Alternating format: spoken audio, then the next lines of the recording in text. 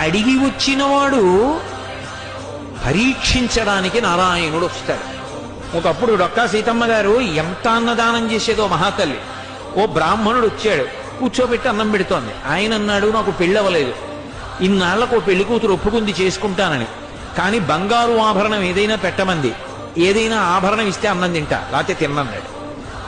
అప్పటికే అన్నదానానికి ఆవిడ ఒంటి మీద నగలన్నీ వెళ్ళిపోయి ఒక్క కంటి ఉంది. ఆవిడ భర్త వంక చూసి కంటి ఇచ్చేస్తానంది. ఆయన పక్కకి రమ్మనన్నాడు, అన్నీ అయిపోయాయే, ఆ కంటె ఒకటే ఉంది. ధూర్త బ్రాహ్మణుడు అన్నం పెడితే బంగారం అడుగుతున్నాడు, ఇవ్వకు, తినకపోతే పోతాడన్నాడు. తప్పు. అతిథి విష్ణుస్వరూపం, అభ్యాగతి స్వయం విష్ణు. కాబట్టి ఆయనకి అన్నం పెట్టినప్పుడు బంగారం ఇచ్చేస్తాను. ఏమవుతుంది, పెళ్లి చేసుకుంటాడు, మంచిదేగా. కంటె ఒంటి మీద ఉంటే ఏమవుతుంది, శాశ్వతమా? పుణ్యం శాశ్వతం, ఇస్తానంది, నీ ఇష్టం ఈ. కంటె తీసి ఇచ్చింది.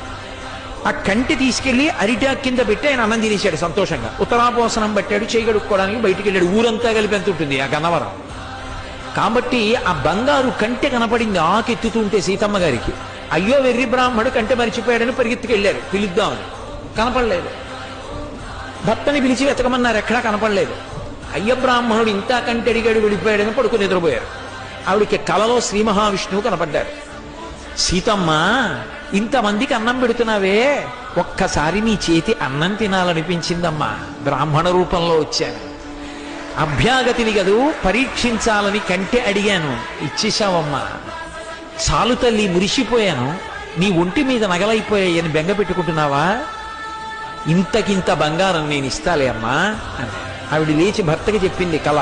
ఎప్పుడు దున్నే పొలమే. ఆయన పొలానికి వెళ్ళారు. సాయంకాలం వచ్చేసే ముందు ఏదో గొప్పు తవ్వుతున్నారు. కంగుల శబ్దం వచ్చింది. కొంచెం మట్టి తీసి చూశారు. ప్రదోష వేళ బిందె కనపడింది. ఉత్తరీయంలో మూట కట్టి ఇంటికి తీసుకొచ్చి మూత విప్పి చూశారు. బిందె నిండా బంగారు కాసులు.